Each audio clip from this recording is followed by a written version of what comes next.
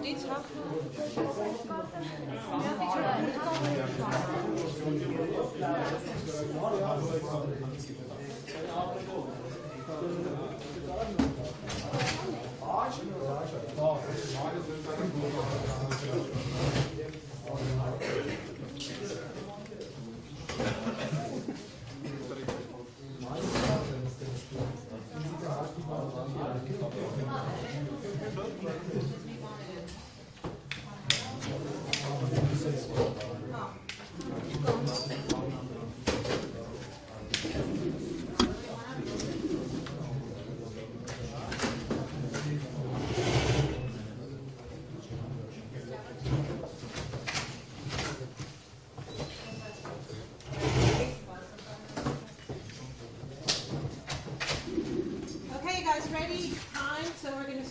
Because I have so much to say and our time is constrained, so sure, absolutely.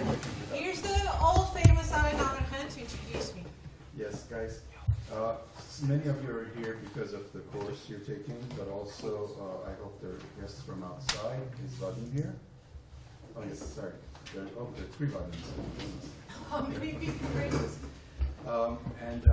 So Astghine Pasoyan, a very old acquaintance, almost like 6-7 years now. I've known her. She's very active in the field of energy efficiency.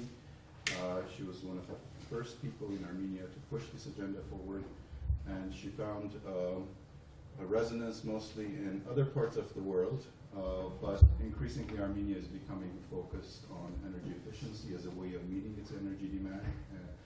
Energy needs and energy production, reducing its requirements for production.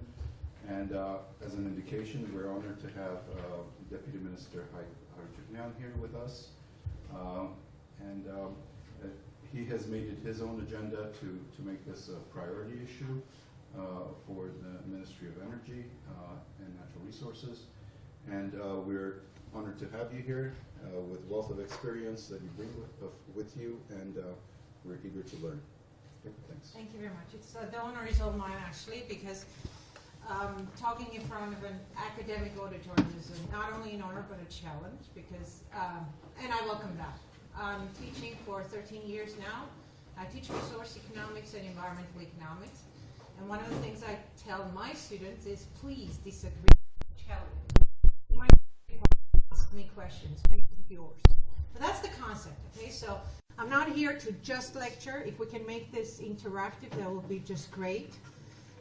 The topic is a bit, focused on the finance. So if those of you that don't have a finance background have a hard time understanding, ask questions. We don't need to keep it formal, like I said, all right? So I've been working in this field for now 20 years.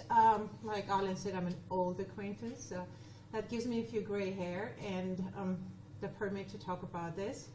I'm a graduate of local economics university and also Brown University with a master's degree in environmental economics. I've been watching AUA from the first day, so you being here, thank you very much. I thought you just heard my name and the topic, that's why you came, but now I also know you're here for the class, so you can't leave. You'll have to sit through and listen to me, which is, I don't know, I hope you will also enjoy it. So what we're going to talk about today is finance.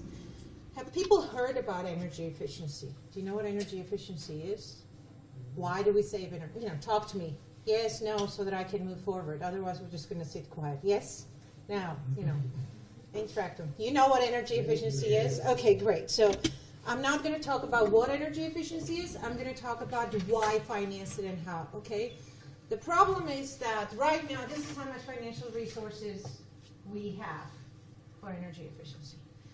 How much energy efficiency financing do we actually need to be economically viable and make a decent, tolerable impact on our environment? The early assessment was this much, about a double. But now when they look at a global climate change and say, hey, we can't keep doing this because then the average climate is going to increase by about 4 degrees in 100 years. This means irreversible climate change with such ramifications. So we need to be doing more to slow down climate change, which means we need this much financing, 8 times more than we actually have right now, right? So why worry about financing and how we can do it, right? And I'm going to talk about 2 vicious circles. The topic is large, and we're going to talk about buildings today, because buildings have been rated by McKinsey International. Those of you that read in academic literature, McKinsey is one of the leaders in economic analysis. McKinsey says that the primary, the most cost-effective, the most attractive sector where you can put your money to have the fastest and easiest payback is buildings. In the world, if you want to have resource efficiency, McKinsey is the sexiest sector, basically. Now, what's the problem with financing energy efficiency in buildings? There are 2 vicious circles, and they're different for public sector versus residential sector. In public sector, problem is that in most cases, imagine if this is a public university, right? State university or something, we the people who use it, we the people who consume energy in this building, would be disconnected from people who pay the bills. Like Ministry of Education pays the bills, but the people operating the university decide how much energy gets used. So the key problem to vicious circle is split incentive, because the payer of the bill wants to reduce the bill, but those who consume the energy don't care, because if they save energy, there's nothing that's going to go into their pocket as a result. This results in high energy bills and high energy costs for the public sector, becoming a real burden for the public sector. Now look at the residential sector, the story is completely different. People living in a residential building, multi-apartment residential building, raise a hand. 1, 2, okay, that's a lot, right? Now, you own your apartment together with your family, right? You probably also know that you own the staircase, the roof, and the basement. That's shared, distributed ownership of a common resource, right? If you look at any resource economics, or if you study resource economics, you learn that anything common is destined to tragedy of commons. Because something that's common, we say we own it, but when the time comes to take responsibility and actually take care of it, we fail. So we all consume the resource, but we never take care of it, right? Which is why our staircases are dirty, our roofs have holes in them, right? The windows are broken, the doors never close, and the whole thing also for energy efficiency. So our buildings have this problem that we have this common management scheme. Anybody heard about condominiums? Condominiums, homeowners associations, okay? There's a big problem. Homeowners association wants to save energy. They need money for that. It's a financing problem. You go to them, they say, we don't have money. You go to the members who need to pay them, they say, they haven't ever done any work that I like. Why would I pay them? As if you come to me and say, you're my professor, I don't like your lecture, so I'm not going to pay you. I'm like, well, you didn't pay me last semester, so I'm underpaid, I'm not happy, I'm not doing my work. So if people stop paying for the services, the service vendor eventually degrades and does the work poorly. This is what happens in the residential sector. It's a chicken and egg problem. You don't pay, they don't work, you don't pay, and it becomes the second vicious circle, which would magically be solved if the money came from elsewhere in the beginning. The financier would actually give funds to get the work started. Show you can do work, like I'm here, for example, to show you what I can do, and then you would decide if you want to pay the services of this homeowners association. This and a zillion other barriers create a slow uptake of financing in the market for energy efficiency. So today we're going to talk about 4 things, major types of finance. By major, I'm going to probably only talk about the top 30%, because there's a lot, and we only have 60 minutes. But then I'll list them so that you can investigate them for your own. Second is the partnership opportunity. So if this problem in the public sector doesn't get resolved, how do we pull in other partners that can help solve it? Then we'll talk about approaches to assess projects' potential to get financed, and then the case for our need to make it applicable to our reality. Very often, people say, I have a good project, there's just not a good financier to take it up and finance it, right? It happens, a lot in my practice. And, I've done this really great energy audit, and I have an incredible project, but there's no bank that would finance it. In theory, that's a good approach, right? I've done all it takes to do attractive, cost-effective project, and it's the bankers, the financiers that are bad. They don't like my project. But what you usually do in a market economy, you don't make the client like your work. You tailor your product to the client, right? For example, if you make clothes that are your unique fashion, and you make people buy it, but it's not, people don't like it, aren't you going to eventually tailor to their taste? That's the same concept in financing. You first think about an opportunity, then you look at the financial tools, and try to understand what are the processes, the existing financial products that can meet your needs. Then you analyze their requirements. Then you see whether you fit or not in this process. Then you design your project to that particular financial. I know it doesn't make a lot of people happy because you make compromises. But if I today decide to finance, solar water heaters and solar photoelectric energy for residential sector for heating of common spaces, my project would probably be suicidal. This is not the sector where it's cost effective right now. We need to do it elsewhere right now. So I may go with the same technology, but offer it for another sector. This way, the engineers, the economists, and the bankers can actually talk and understand each other. It's incredible how they speak different languages, but they do. So the technical side should make a compromise. On the other hand, we train the bankers all the time. I train bankers 3 times a week to make sure that we at least come to a common language. Now, we're going to talk about several groups. We'll talk about budget appropriation when it's budget finance, public municipal budgets. Second is grant financing. Everybody loves grant financing for scholarships, for investments. Like everybody loves grants, right? We'll talk about pros and cons. Then debt financing, when you actually need to borrow money to do something. Then we'll talk about getting private sector or some other third party to finance your projects, and other hybrids, okay?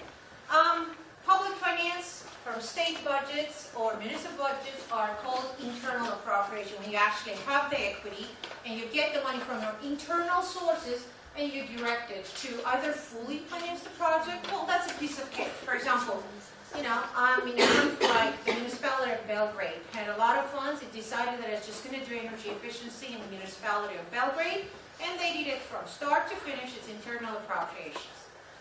Sometimes what they do is they prefer to use it as a supplement to get loan financing or other financing, saying, if you do this, municipality of Yerevan does this. If you give us grant money, we will co-finance it from our side by 30%. This is, leveraging. I show some of my own initiative to make sure I attract other financing. Then there's mandatory seed financing sometimes. You need to get something started and there's need to start up. Like I talked about homeowner associations. If somebody would put in, and we've experimented with this with 4 micro-lending revolving funds for homeowner associations. You put the seed money in, seed is basically the startup. And then people take and return. The problem is getting the first tranche rolling. And that's what seed financing does. It's ideal if it comes from a budget. And in the absence of other low-cost financing, that's the only choice very often. So looking at, that's if your public partner, municipality, or the state government actually has money. Second process is grant financing. Like I said, people love grants. I want to talk about grants, and I want to be a little critical. What my colleagues have taught me from the World Bank years back is you can only grant finance projects if they have 2 features, either a demonstration or a pilot. And I've said this so many times that I get into arguments with donors because of this. What's a pilot project? That let's talk about demonstration first. Demonstration means, word-to-word translation. That means you're going to demonstrate this incredible, innovative solution, technical or financial, and you're going to show the world that this is viable. This is just brand new discovery. And then everybody gonna look at that and they're gonna say, okay, I'm gonna do this. This works, this is perfect. And just by that demonstration, you step aside and it rolls, it happens everywhere. This is where you can actually use grant financing. That's demo project, demonstration project. Pilot project is another area where you can use a grant money. When you actually, for example, have a big credit resource, like $8 million, and you have thought very thoroughly how you're going to spend this money, and you're going to do just 1 or 2 pilot cases, test your own approach, you know, how you're going to lend, how much grant there's going to be, what technical solution you're going to apply, and all of that is your own experiment. It's not innovation, you're just experimenting with a scheme, you learn from it, you document it, then you use your rest of the money to follow your own successful scheme. Pilot, basically that's your experiment, you've tested, you've corrected your scheme, and then you again roll out. Unless you have any one of these, demonstration or a pilot effect, using grant money is actually a problem for a market. Because when you grant fund one thing, or a second, or even 20, you're probably not prepared to fund all of it. You know, can we finance all the energy efficiency needs of Armenia? Impossible. There's not such capital in Armenia for that. So if we do grant financing, we send a signal to the market that don't worry, money is coming. So if I do something on your building, you get grant funding, top to the last, you know, from ground to the last floor, and then you're going to think, okay, great, my building is energy efficient. What's your neighbor building going to think? I'm like, oh, this is going to happen in my building someday. So I'll just wait. I'm not going to do anything. I'm going to wait for my grant. So grant financing can be a problem for the market because it's a sort of a subsidy. Unless you have a demonstration potential or a pilot project where you are going to replicate your own project, grant financing is going to be an issue. All right, so going forward to debt financing, when people actually have to borrow. The quick list is bank loans, project finance, and bonds. Okay, so I don't have much time to talk about different kinds of debt financing, but bank loans in the beginning, you know what's a bank loan, right? You draw loans to go to school, you draw loans to buy a car. It's all forms of loans. And then project finance is different from loan finance. Energy efficiency is a different kind of loan. For example, if you buy a car, you're going to graduate, you're going to start making tons of money, and one day you're going to go to a car, showroom and buy a brand new car that's just straight out of the factory, right? You're going to pay whatever it takes with a loan financing, for example. And the next morning, your car is going to be cheaper. Why? This is not brand new anymore. Every other kilometer you ride, your car is getting cheaper. Most of the assets do that. They depreciate. When you draw a loan to renovate your house, the next morning your child or your nephew comes and scrambles on the wall, your renovation loan started depreciating. Energy efficiency loans are different. You draw the loan, you invest. From the moment of investment, you make money. You start earning on it. Which is why it's not really a loan finance. It's a project finance. It's like business development lending. You borrow, you invest, and you start earning from it. It's not like you borrow and you need to earn elsewhere to repay your loan. Which is why project finance is what works best for energy efficiency. But the banks don't like it. Banks don't like it because they don't get it. They don't understand. And you go talk to them about project finance. At the end, they say, yes, but I'm going to need a pledge, a collateral. You understand? You know what's a pledge? Collateral. Something you put down to get money. Okay? You claim a collateral, security. The problem is for energy efficiency, your security is the cash flow. The money your project is going to earn is the security. It's going to make you repay from savings, right? Now, bonds is a more unique kind of instrument, which is not really working in Armenia right now, but there are no really legal barriers for this. When a municipality, for example, decides it wants to invest in energy efficiency, but it doesn't have the money. What it does, it says, I'm going to sell securities, bonds. My citizens are going to buy these bonds, and I'm going to pay them dividends. Out of what? Out of the savings that I'm going to make by earning on energy efficiency projects. Now, special case for loans. Understanding the need for energy efficiency, and also all these ancillary benefits, the environmental, social, and other benefits, they create soft loans, specially designed for energy efficiency. They're usually priced below market rates. They're extended in their repayment period. They may have have a grace period, subsidies on certain things, sometimes also combined with technical assistance, like they'll do the energy audit for you, they'll help you calculate your issues, do some administrative support, etc. And this gradually becomes a dedicated credit line at times. Basically, if you go to a regular bank and want a loan for example, municipal kindergarten energy efficiency, the bank will need to do a lot of work to even start understanding your conditions. Which is why when these are such specific projects, they're better off in a dedicated, separated credit line where the terms and conditions are tailored to the needs of the sector. And I'm going to throw some case studies in from the countries that I've worked in. I've been the regional manager for Southeast Europe and CIS for a great American think tank called Alliance to Save Energy since 2001. And most of my work is in the West Balkans and CIS countries. Ukraine, one of my favorite places. This is one of the examples of World Bank projects. They decided to retrofit 1,270 public buildings, and the annual energy reduction in consumption was 26%. Ukraine has a serious energy security issue. It imports a lot of Russian energy, which is part of the reason why all Maidans are happening all the time. The financing was seed financing. Remember I talked about seed financing was pitched to them by the World Bank to set up this financing facility, and the project components were by the World Bank. They would do all the energy audits. This is the technical assistance. And then do the energy efficiency improvements in buildings and get some savings.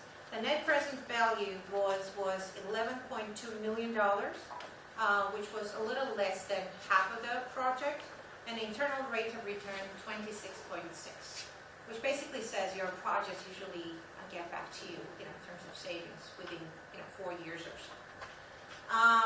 Now let's talk about guarantees. In a situation where your financier doesn't know much about the sector, they're afraid of the risks. Okay, what if I finance this and the savings don't happen, or the beneficiary, the borrower, doesn't do it right, and they cannot repay my loan? This always happens when the loan sector is new. What do you need to do? You need to help the bank, the financier, understand that the risk is not really real. But talking to them doesn't help. They want guarantees. Imagine yourself going to the bank and say, I have this incredible, brilliant business idea. I want a loan and I'm going to start this business, and whatever it is, it's a genius project. The problem is, to the bank, you're just a student. And what they're going to do is they're going to look at you, they're probably not going to understand your project, and they're going to ask you if somebody from the family can, undersign the loan. Give them securities. If something goes wrong, there's a guarantor standing behind your back to back you up, right? I know it doesn't, sound right, but very often when they don't understand the client, they don't understand the project, they want help being safer to mitigate the risk, right? So this is why guarantees are important. Guarantees are not to finance the project. Guarantees are to give the banking sector, the financiers, a sense of security about the risk. These are usually temporary. What happens when we set up a guarantee facility, for example, with the U.S. Treasury, in some countries we've set up development credit authorities, DCAs, or in Bulgaria there was a World Bank guarantee. IFC set up guarantees in Macedonia. What this is that they set up a guarantee facility, and here's the deal. You finance an energy efficiency project, the bank would give the loan, the borrower would take the loan, do the work. If for some reason the project goes wrong, the guarantor will repay the loan in an agreed terms. For example, usually it's up to 50%, not the whole loan, but 50%. When the lender has 50% guarantee, that's already a lot of sense of security. The risk is smaller, the risk premium is smaller, interest rate is smaller, because risk is what makes money expensive, because they associate with the risk. So sometimes there will be still requirement for a small collateral. One of the success stories is the Bulgarian Energy Efficiency Fund, which also had guarantees associated, and it actually lends up to 70% to public buildings. When they introduced guarantees, their ESCO scheme started working. I'm going to talk about what ESCO is, Energy Service Companies, in a minute. And now private sector. I'll talk about public sector, municipal sector, loan guarantees, etc., etc. But where is most of the money? It's in the private sector. The reason why we like to think about energy efficiency with partnership, in partnership with the private sector, is because private sector is a better manager. In all of the classical economics and neoclassical economics, you're always going to hear that state is a bad manager. Public sector is a bad manager. All those state enterprises that in the Soviet Union were managed by the state had losses, had a lot of stealth, and a lot of other efficiency issues. Whereas when they are privatizing, bringing private sector participation, things start functioning, efficiency comes into the play, because public has other priorities, social, environmental, development, etc. And business, in the sense of minimizing costs and maximizing profits, is not always a high priority for the state. So bringing in a private partner usually helps with efficiency, which is what we see in our power sector. When they privatize, bring in private operators, the losses go down in most sectors, not everywhere, sometimes the private operator can be good. But in most cases, private operators are more profit-oriented and they're becoming more efficient. So for private financing, there are three schemes we're going to talk about. Third-party financing, which means, I'm the owner, there's a financier, but I bring in a third party to take the money and invest, or somebody third comes with his own money. Leasing, there's types of leasing, like vendor credits, etc., when you actually can't buy the equipment, so you have a deferred payment plan with the vendor of the product to do the leasing. And public-private partnerships, where both the public sector remains in the game, and bringing the private player to be on a certain parity and jointly do the project. We're going to talk about that. And we're going to talk about that in terms of ESCOs, energy service companies. Energy service companies develop, design, and finance energy efficiency projects in theory, which means they should be the ones worrying where to get the money. In a classical scheme, an ESCO company would, find a partner. Bosnia, for example. In Bosnia, we have this ESCO company. They found a kindergarten. They designed a project to reduce their energy bills. They installed and maintained the equipment. They measure and monitor and verify the savings. And then they get paid from savings. But they raise the financing on their own. They get to the bank and borrow the loan. So this is classical. As a result, the ESCO bears all the risk in this case, right? If I'm the ESCO and I promise AUA that I will do energy efficiency and reduce AUA's bills, and I will only get paid if I do the savings, if I fail, I don't get paid. So if I go to a bank, take a loan to do energy efficiency in AUA, and I know there are people here who have taken care of this already, so it's a hypothetical example. If my project fails, I can't repay the loan to the bank, so I bore financial risk, and I lost. Okay. Energy service performance contracting is the contractual scheme through which ESCOs work with public partners. Well, it could be another private partner, with a company, big industrial enterprise, or SME, etc. It's a contract between the client, for example, that kindergarten, and the contractor. That's the energy service company. ESCO carries all these agreed tasks that are written in a contract. I'll do the audits, I'll do the retrofits, commissioning, designs, maintenance, monitoring, and verification. ESCO would finance the investment, get the money from own equity or a bank loan or something, and then repays this investment through savings. ESCO is also responsible for meeting targeted reductions, while the owner just benefits. If the kindergarten just gets the savings, and gets more comfort and reduced energy bills. There's a process. This is the process. You first do the energy audit, then you get the project approved, you sign the contract, then you do the engineering work, develop the project by the ESCO, then the project gets accepted and implemented and accepted as a result of your monitoring and verification findings.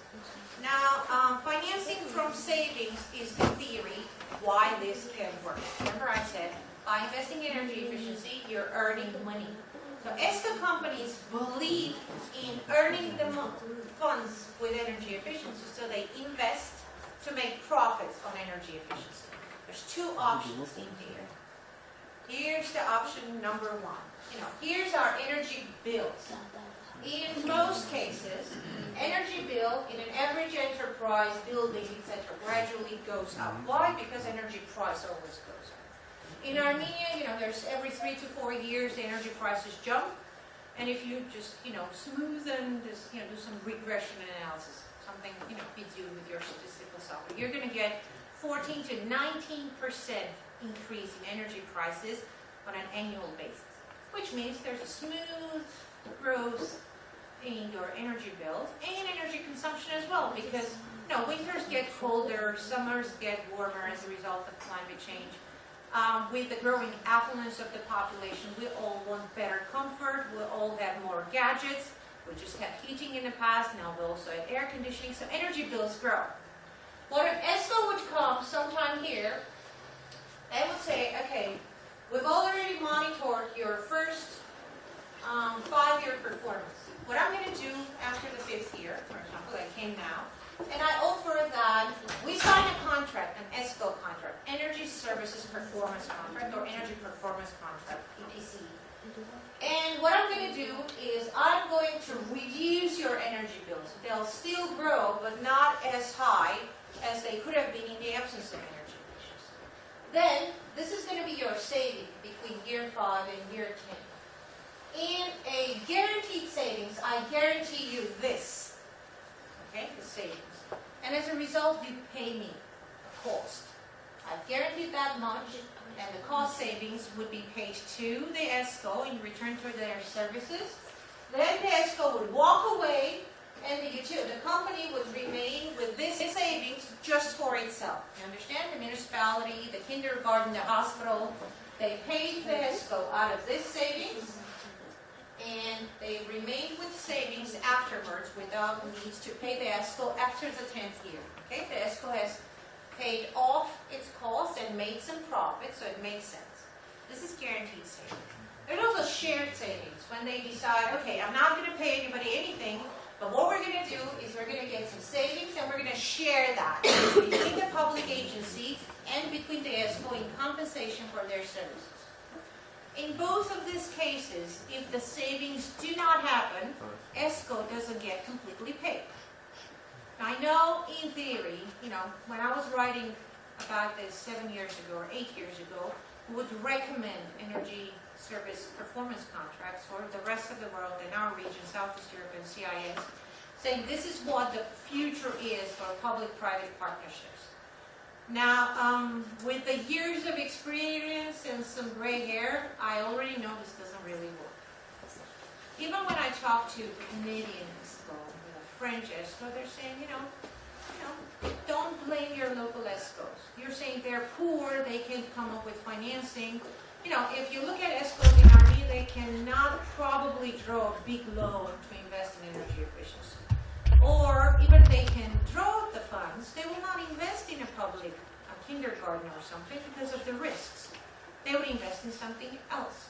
Even the largest Western, well-established and rich ESCOs are very careful and cautious about financing themselves. They want to be supported. So the recent thinking in this sector is this isn't really working. The advantages are great, public sector doesn't worry about this, the risk is borne by the private sector, energy efficiency is safe, the risks are integrated and internalized, the risk is transferred, that's all that matters. And the ESCO has all the incentives to come up with the best technical solution, with the monitoring, etc. So the public sector needs not worry. Because 7 years ago, I was looking only from the public sector's perspective. Because, I was helping governments write laws and policies, so I was only public-oriented. When I started talking to the private sector, they said, why would I care about your kindergarten so badly that I risk my business into it? It's expensive, and it's dangerous, and there are a lot of risks. What if your public agency doesn't get the funding this year from the state budget? What if the climate fluctuations happen? It's a warm winter. What if, and there's a long list of what ifs. So ESCOs don't really like taking this full risk.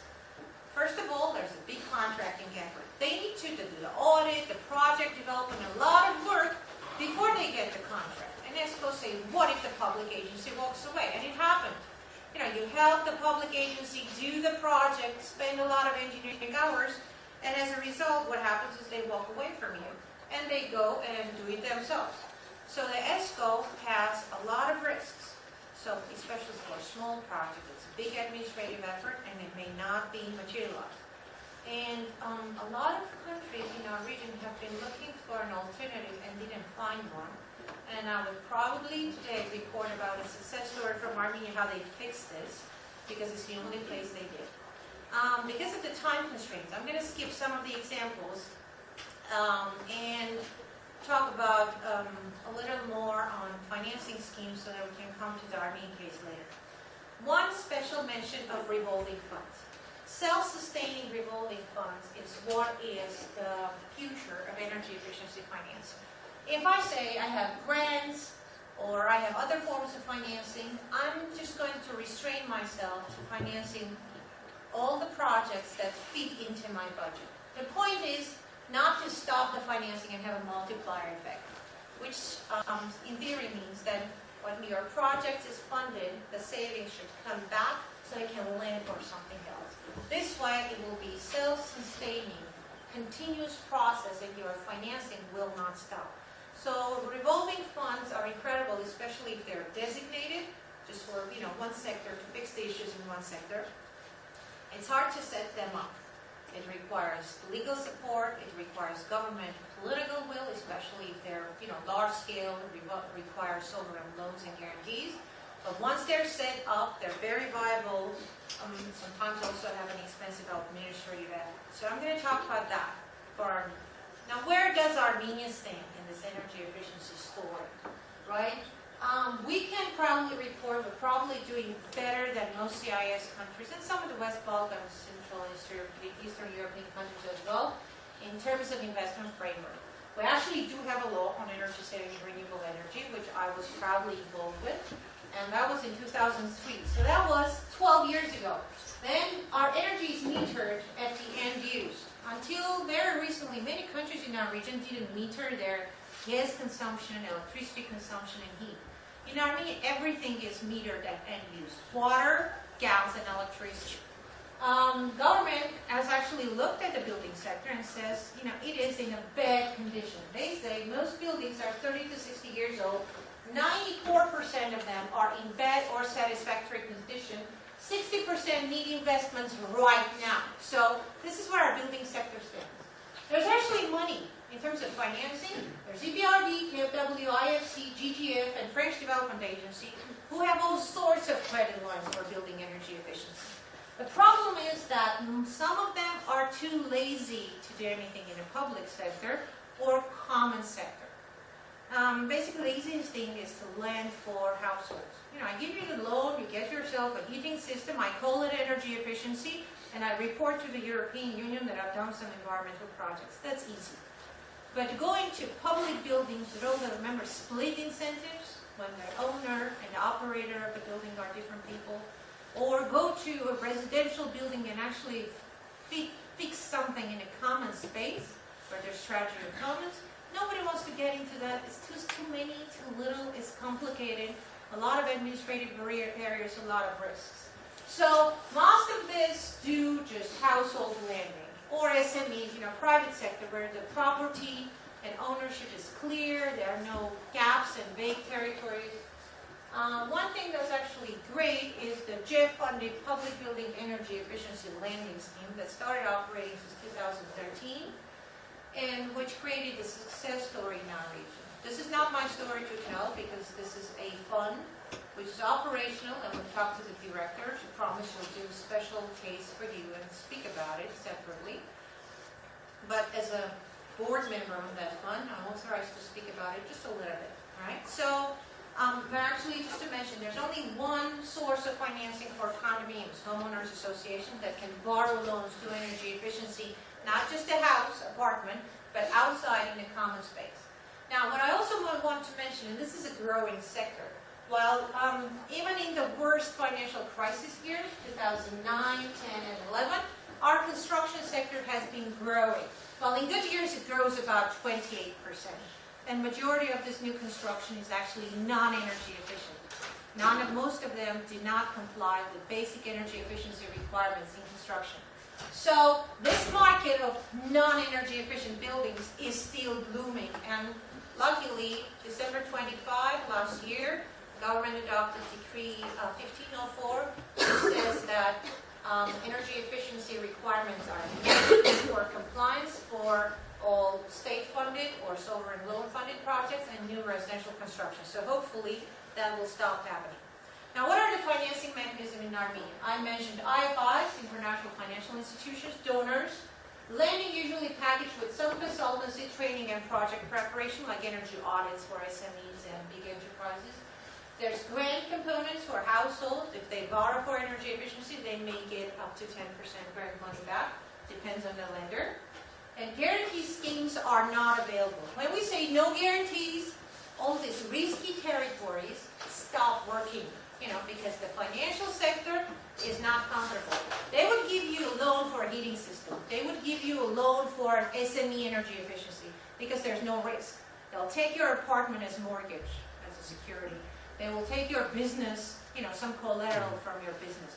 When there's no collateral, there's no business, they don't do this because they don't see your other income. Now, what do we do in the absence of guarantees? Ideally, we set up guarantees when we can. I talked about guarantee funds, if you remember.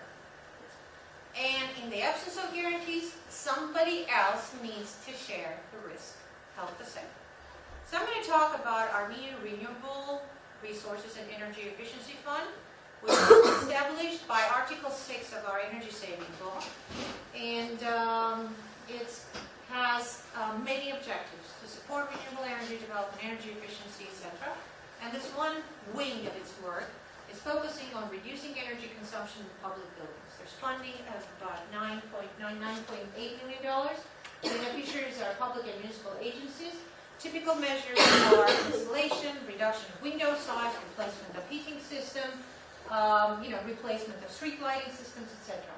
On average, they invest about 7,200 drums per square meter. As a result, they get energy saving of 54.4%. Do you realize what this means in terms of a bill? For a hospital, for a school, for a kindergarten, 54.4%. That's half your bill. Okay? Do you see a cash flow out of this? The savings mean you don't spend that much on energy. What's incredible, as compared to Ukraine, for example, or Russia, our public agencies have very flexible funding. A school gets funding per pupil. A university gets funding per student. Hospital gets per patient bed. Which means if they save, they're going to keep the savings. For example, if you're a Ukrainian school, if you save on the energy bill, you get less money to pay your energy bills. The school doesn't really care about energy saving because it gets less money from the ministry.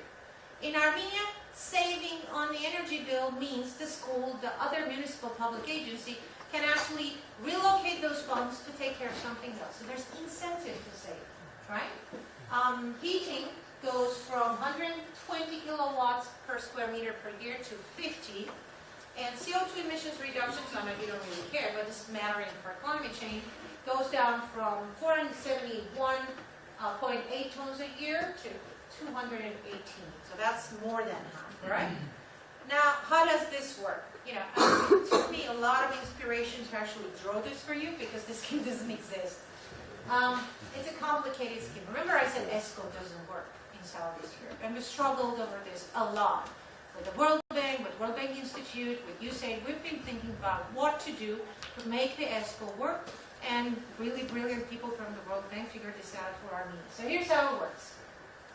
Our revolving fund is this R2E2, Renewable Resources and Energy Efficiency Fund, that has funds, seed money. Remember I talked about seed money. So every term I use during the first 40 minutes, I'm going to try and apply on this scheme. Seed money came from Armenian government borrowing, the Ministry of Finance taking a loan from IDA, International Development Agency, and putting it into R2E2 saying this shall revolve until 2045, okay? This is our revolving fund. The money goes into the fund and it shall revolve. There's grant money for technical assistance because you need to do energy audits, you need to do analysis, you need to pay the salaries of R2E2 staff, right? And then what R2E2 does, it wants to do energy efficiency in public and municipal agencies. But how do we do it? Because R2E2 directly finances it, this money will never come back. What it does, they invented this substitute for the ESCO contract called Energy Saving Agreement. Energy Saving Agreement basically says it's a deferred payment, it's not really a loan. Basically, we are giving you this sort of subvention. You get these funds to your hospital, for example, and you promise to return these funds under certain terms in a slow period of payment from your savings. Here's how it works.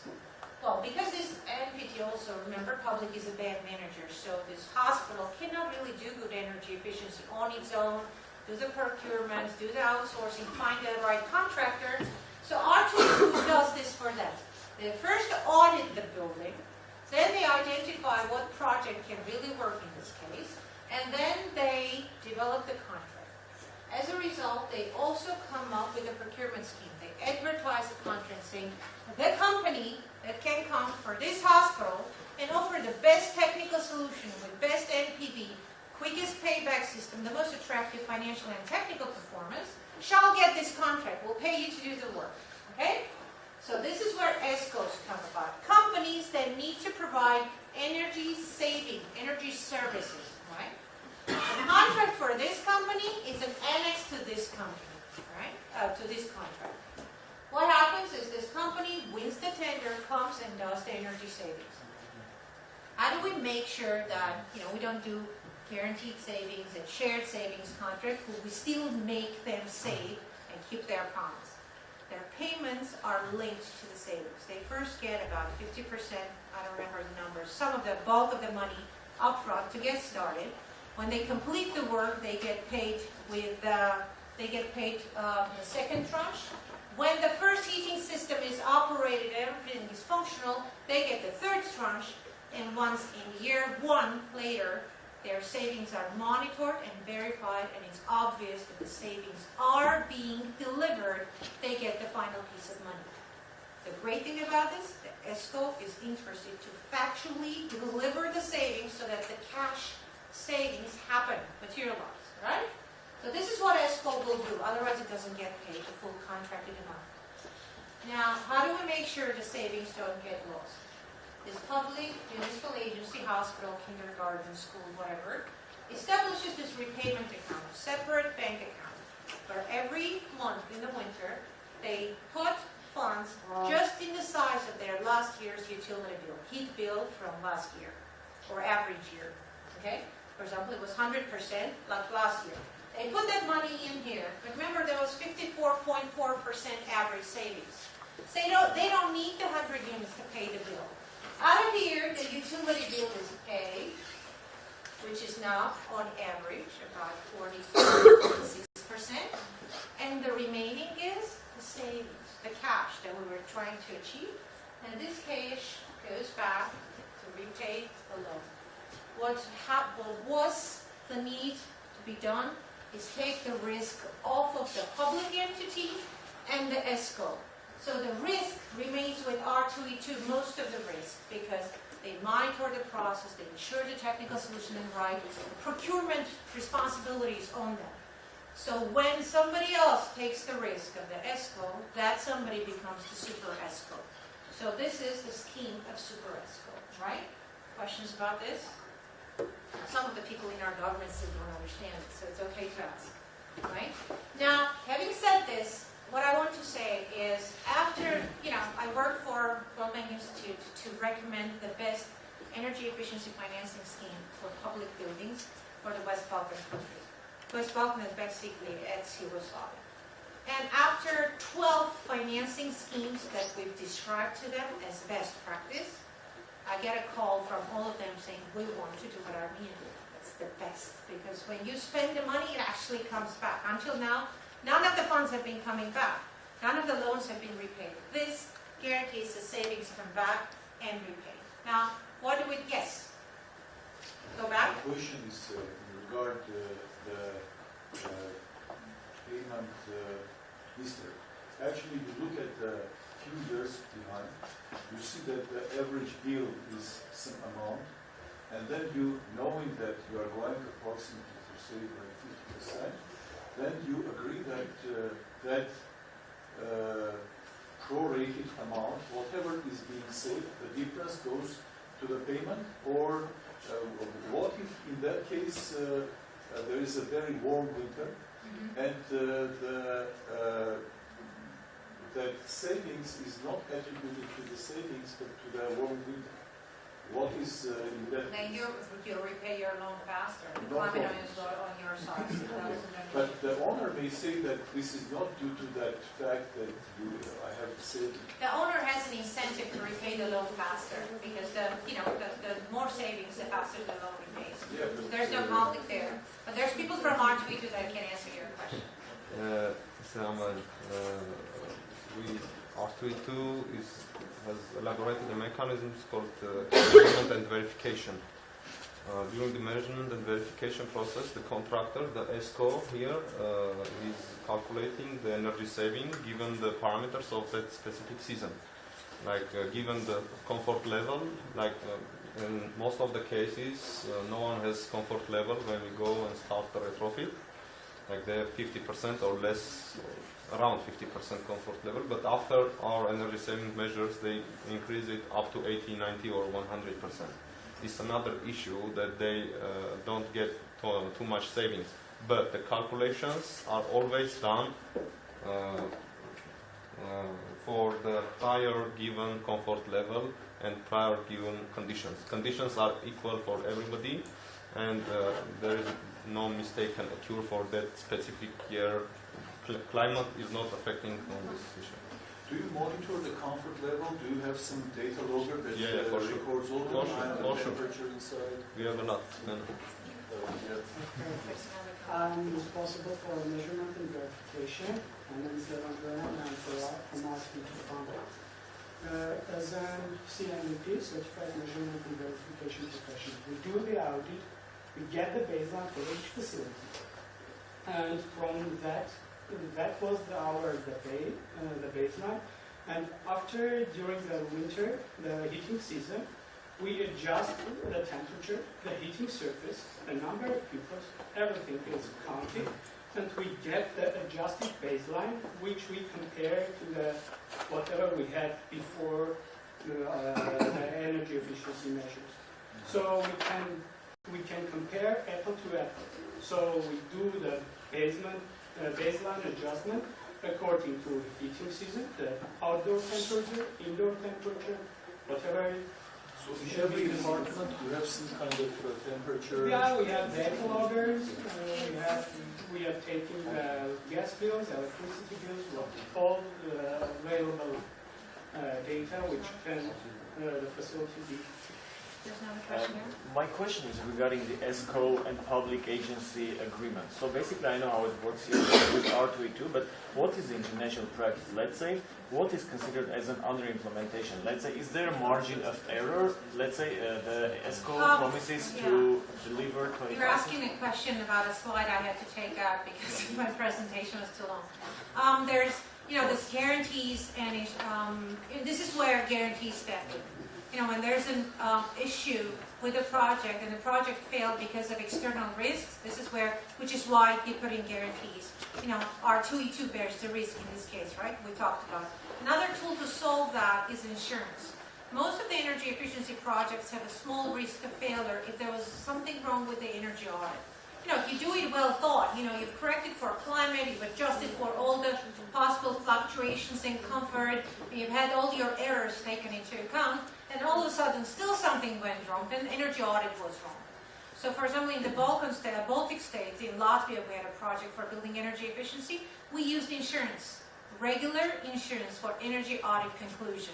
If energy auditor messed up, then, he bears the risk.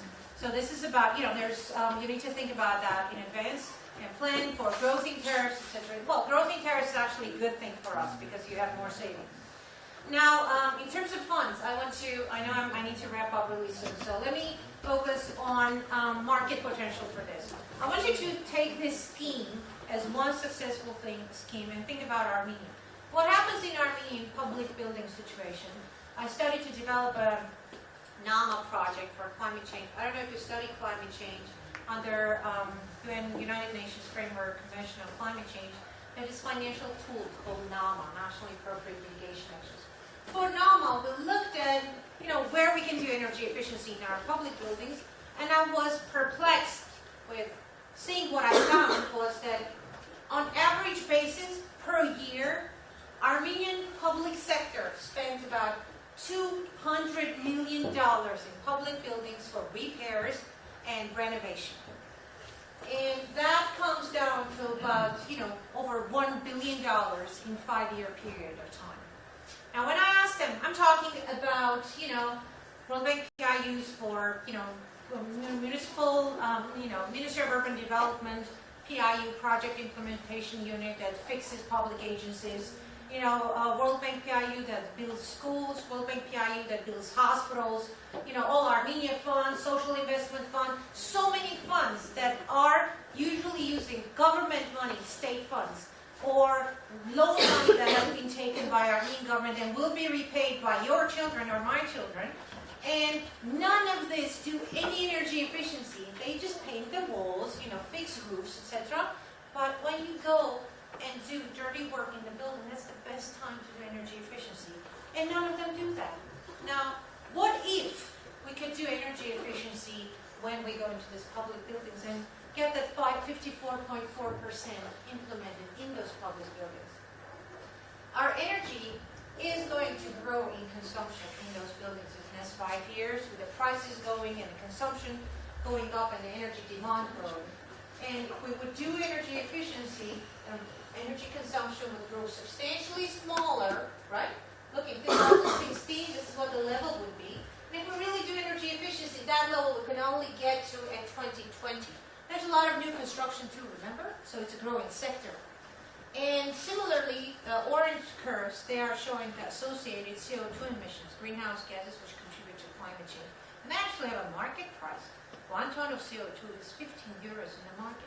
So if we could do this, sell the reductions, reduce our energy bills, in that case, what we could do is repay those loans that our government takes from sovereign sources, right, with sovereign guarantees, repay them from savings. Because, for example, imagine that we're building a school today from concrete panel. Not only we're using loan money to build that school, we're building an energy inefficient school that's going to have a high energy bill that our Ministry of Education will be paying for all the years to come. While if we invest in energy efficiency and build an efficient school, it will be easier for our government to repay that loan in the future. Because energy efficiency investments, as they grow, they reduce the energy expenditures. This is what allows you to repay the loans. There's other financing types that I wasn't able to talk about this today. Leasing, vendor credits, carbon finance, green pool financing, on-bill payment, and revolving funds. If we ever get a chance, this is what I caught out of my presentation. Questions? By the way, it's estimated that if we, World Bank in 2008 estimated that our best sector to do energy efficiency is public buildings. Average repayment is 2 to 4 years, a quick payback period for public sector. And in general, if we utilize all our energy efficiency potential, Armenia can be saving more than 5% of its GNP, gross national product. So if you think about the fact that saving energy is usually 5 times cheaper than building new energy capacity, this is the sector where a lot of public attention should be drawn. No questions? Interested in the topic. Especially students in workshops. There's got to be a question you have. There's no bad question ever. Anything you didn't understand or you want to know? It was a very clear presentation. Thank you very much. Nothing from R to E to it was supposed to be clear. Sure. We need your slides. I could go back to your inspirational, inspired slide. Yeah, the creative picture.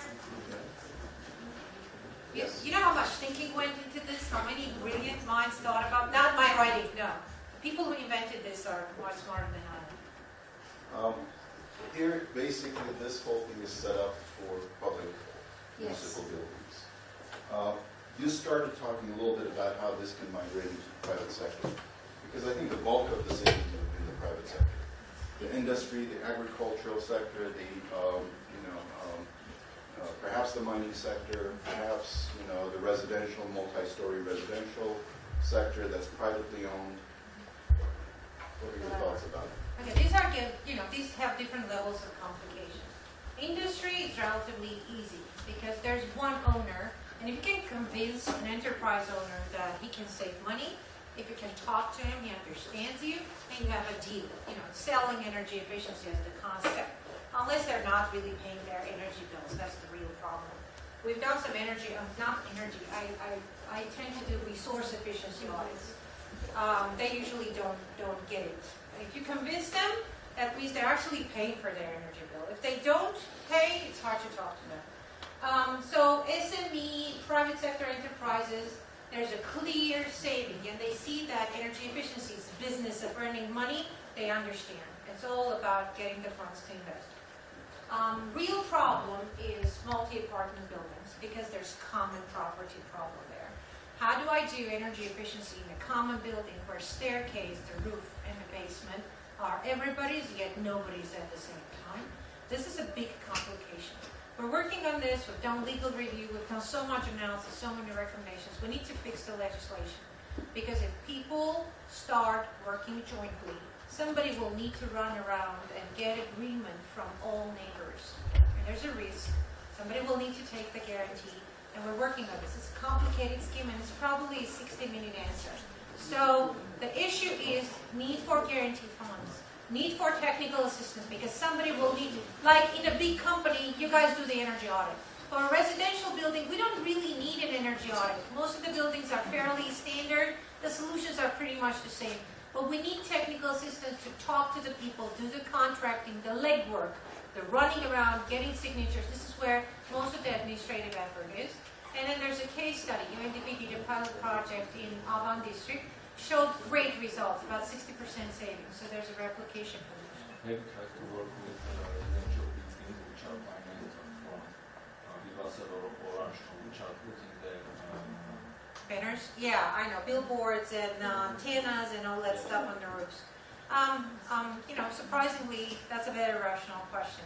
We have a set of condominium associations. I've devoted, since 2003, I've promised to find a way to finance homeowner associations' energy efficient condominiums. Surprisingly, those condominiums that have those antennas and other things, they have extra revenue. They get other funds, which make them a little more viable. But we don't want to make them the only partners that can survive energy efficiency financing, because then it wouldn't be fair to others that don't have antennas. Okay, we're trying to find a bulletproof scheme through which every homeowner association can apply for a loan and repay.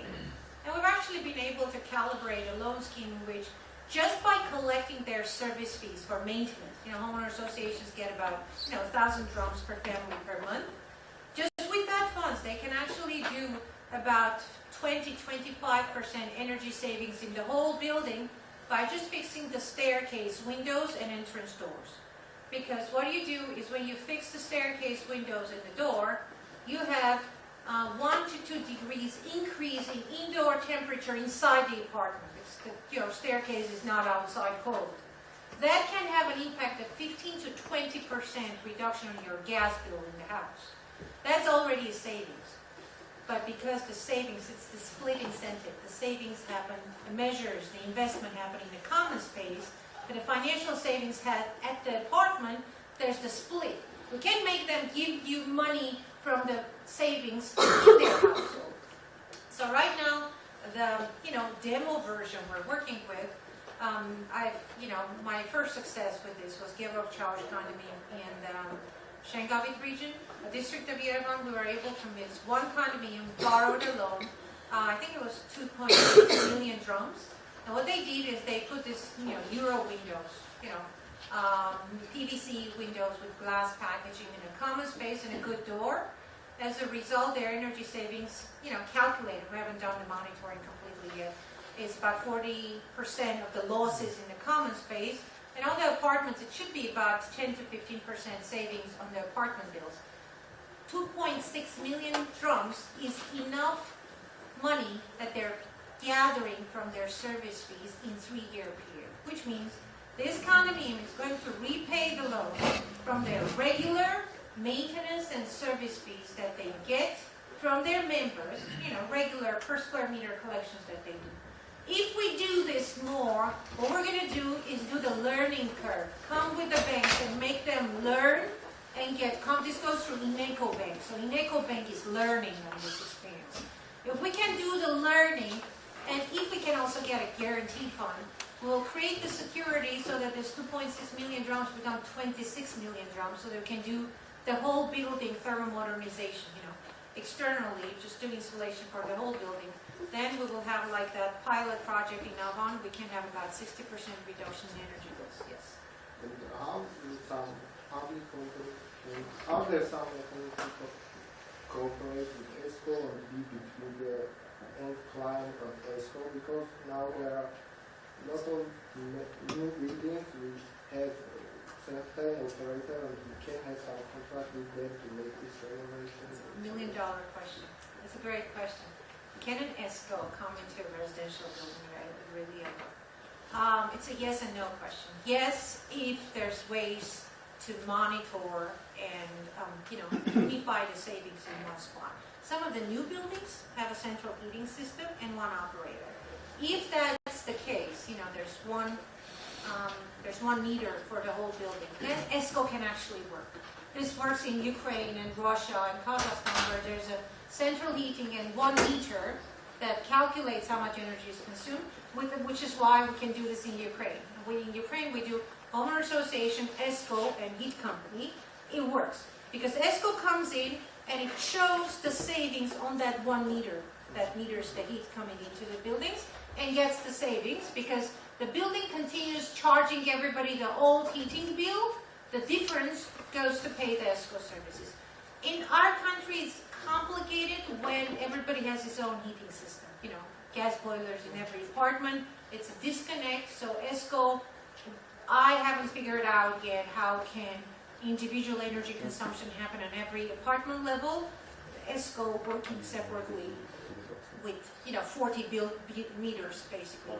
It can work in new buildings where there's 1 meter and centralized heating, especially like Northern Avenue. They built these horrible, inefficient buildings, and their energy bills have been $40 from the year 1 of the operation, which was 6-7 years ago. In those cases, ESCO can come in and do the savings in the building. There's 1 meter, so they can see the heat savings and keep collecting the old bill. As a result, repay the ESCO services. And if the ESCO can borrow from a bank, has equity, etc., there are short loans that can support the 3BRD, etc. and RFC as any kind of loan. And how to start this? Who should start this? Okay, we had a training with EBRD, Greek company LDK, last month for energy auditors and ESCOs. But we're trying to send a message to these businesses, ESCOs and energy auditors, that this is a service that is commercial. And if you see a client, you go sell your service. Our ESCO companies and energy auditors have a hard time selling their services. What I do if I go to an enterprise, I, convince them that what I offer them is going to make them earn money. If they can earn money following my advice. We sell. It's sales, unfortunately. It's a service, so you need to market it and you need to sell it. So you go to a building that is, new building with a boiler and an operator of that boiler, and you say, here's the deal. What I'm going to do, you keep charging your people your $400 a month. Let me come into energy efficiency measures, reduce your bill. The first 5 years, the typical classical ESCO scheme, the first 5 years, the energy savings will happen. Let's share them. The real bill will be $200 per family. You take 100, I take 100 from the savings, for example, shared savings. In 5 years' time, I walk away. Obviously, you do your calculations. I'm making up numbers.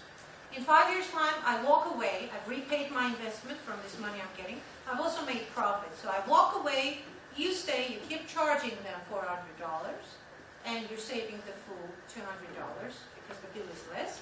And when 10 years are completed, you start charging them the true amount, for example, $200 per square meter, but it's possible that the bill would go up. As a result, in a whole, the building will be consuming substantially less energy. And the best thing is you will get prepared for the growth in tariffs. Tariffs are going up, and if we're not prepared, then we'll be facing a high energy bill.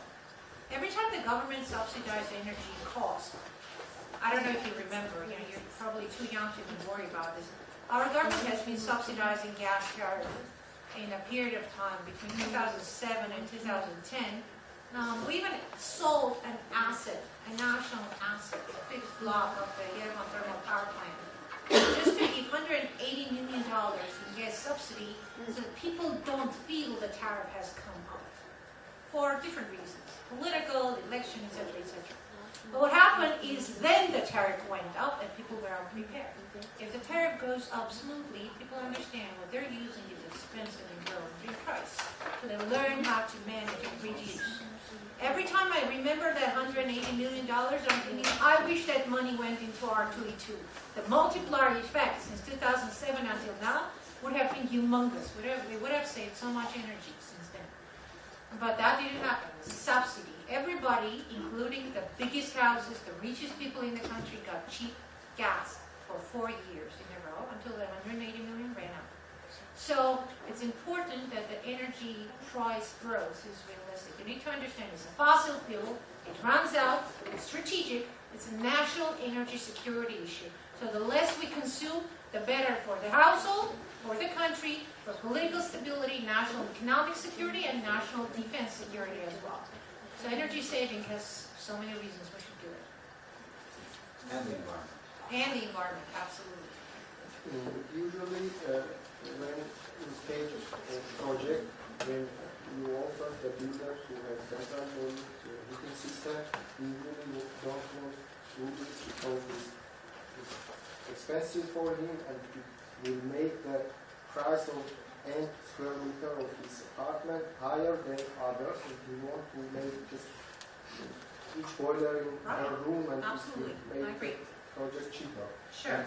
And if there are some methods to explain him that if you will make this central boiler system, that can be other companies who will invest in your project and you will go out for this case, so we will go in this. Here's the so how deal. to connect with investor and escrow.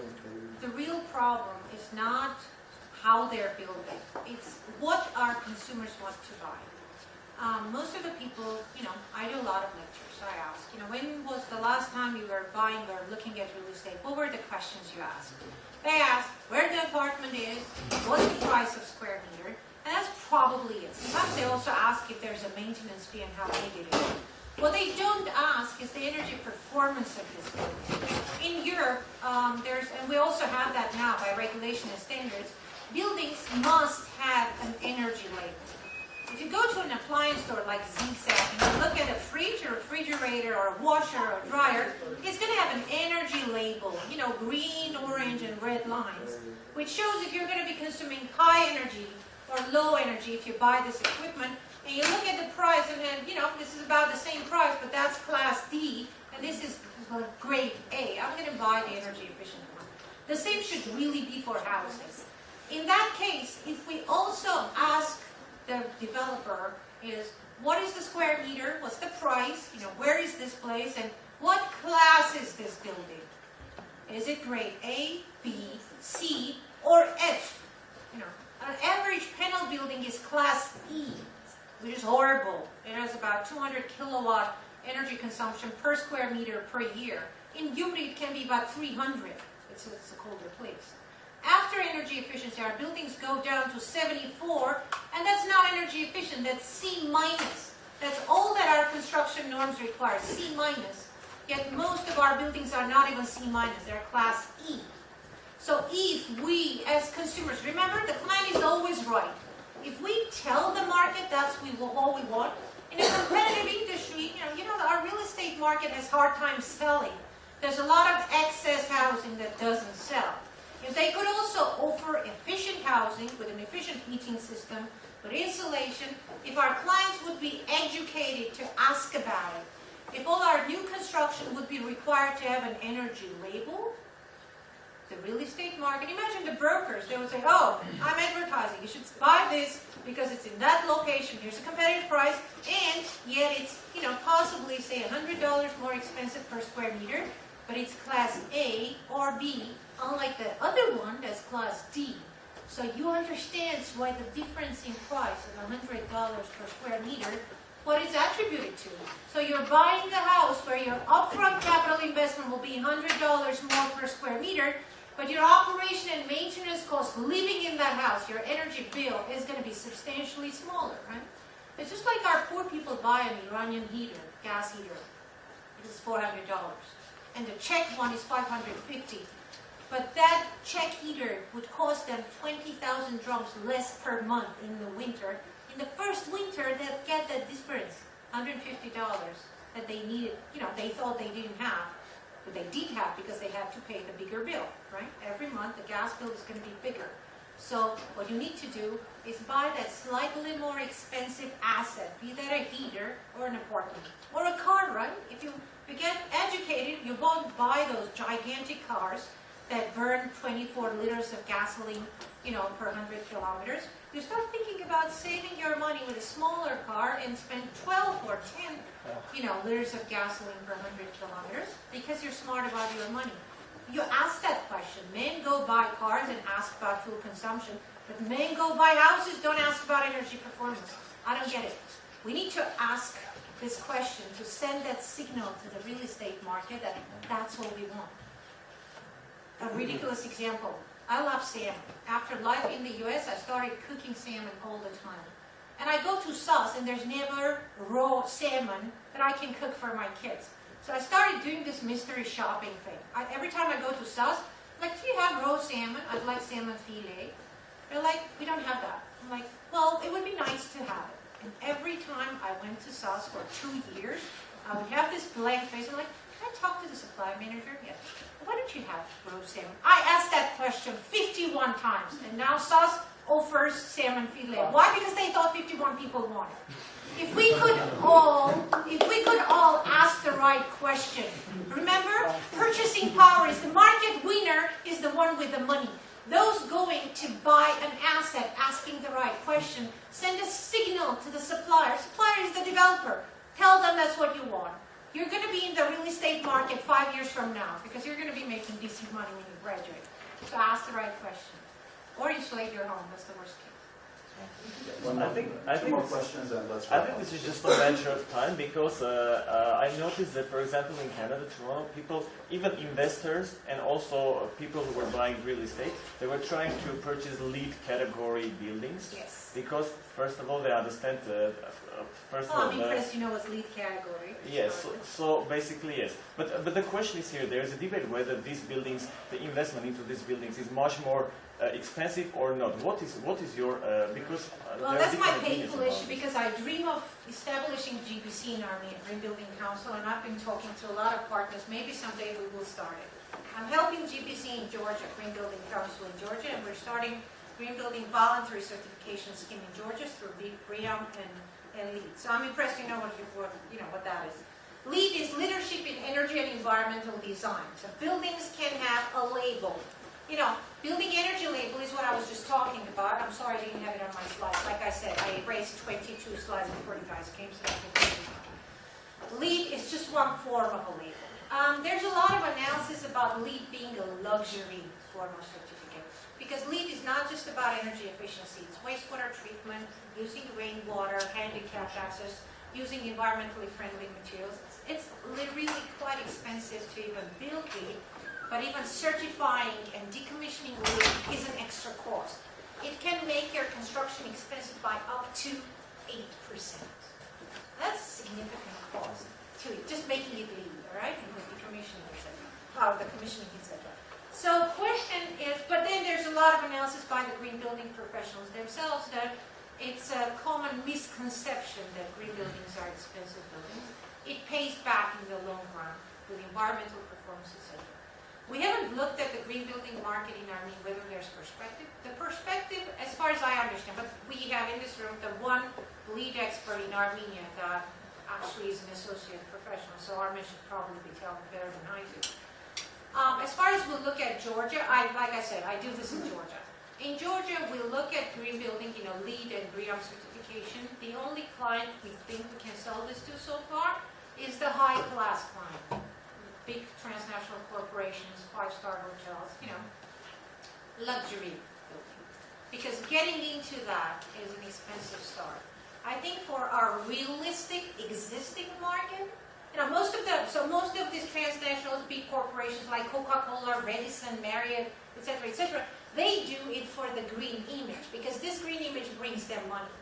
Talking about multi-apartment housing and universities and schools, making them green can only have a, environmental image, educating the public image, setting the style, the tone, the example. That's the true message.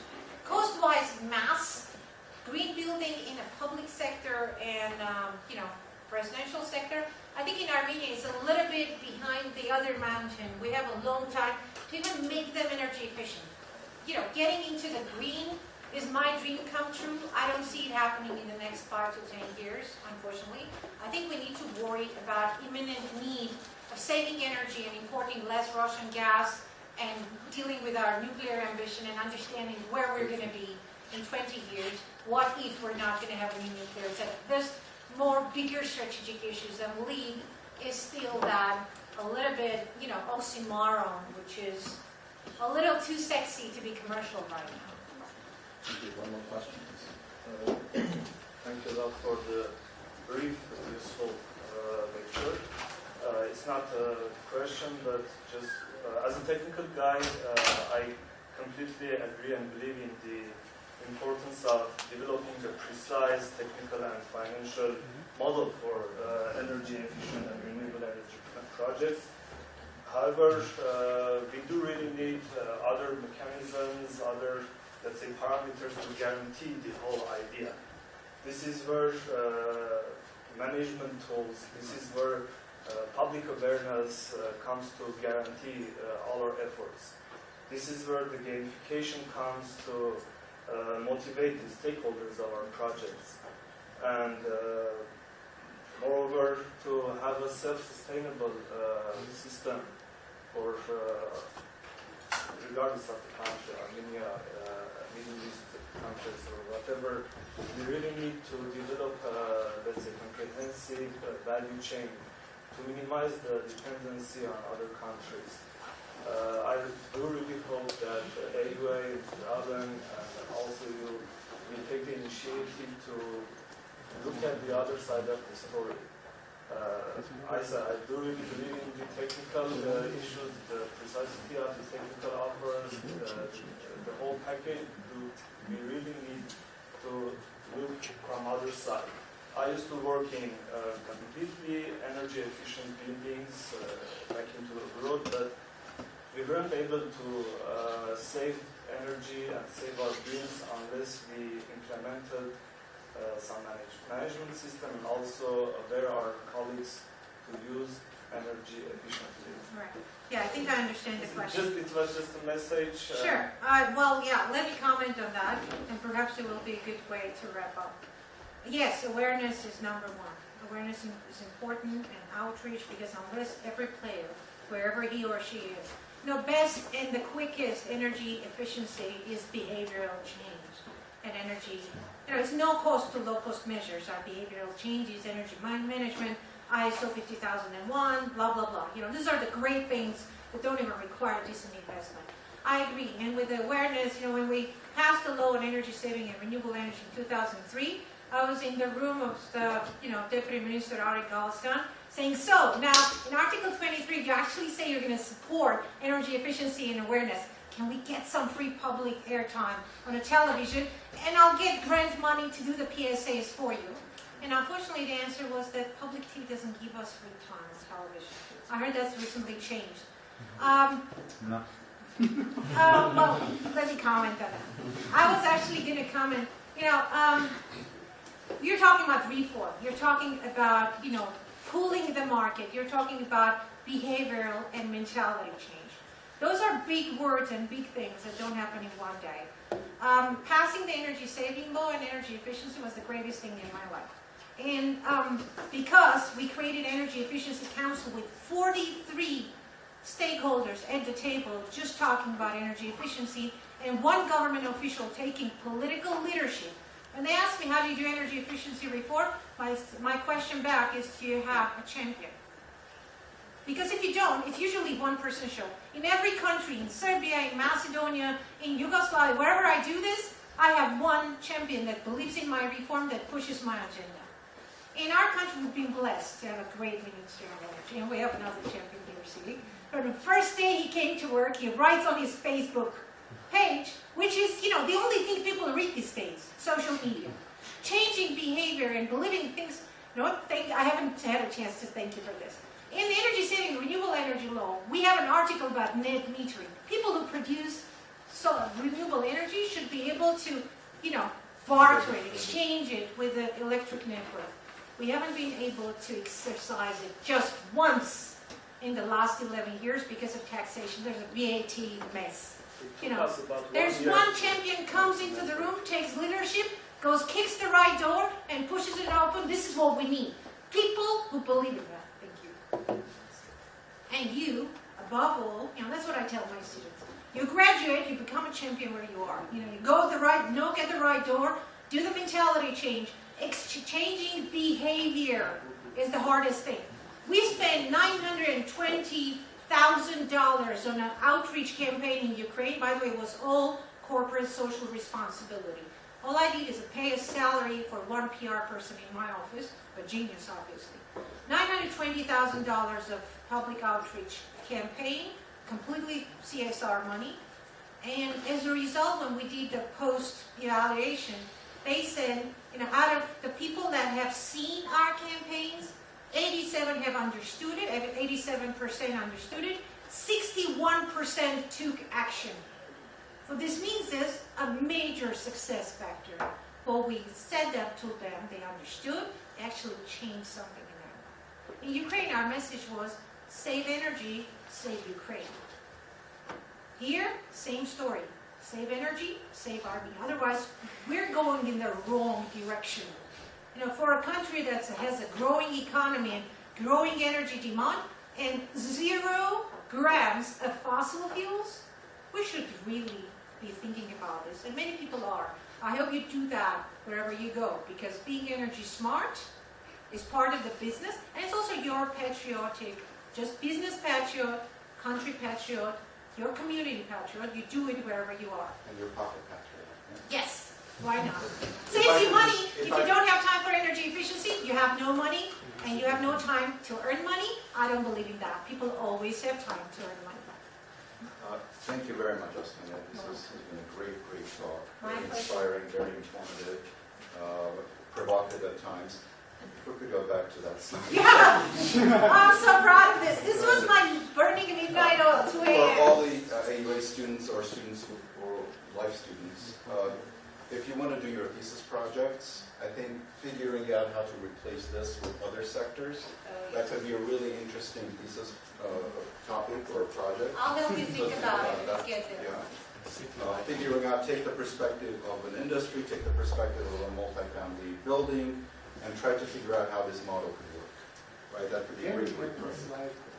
You can even have the longer version. Yeah, you just shared it with me. I'll share it with everyone. He has it.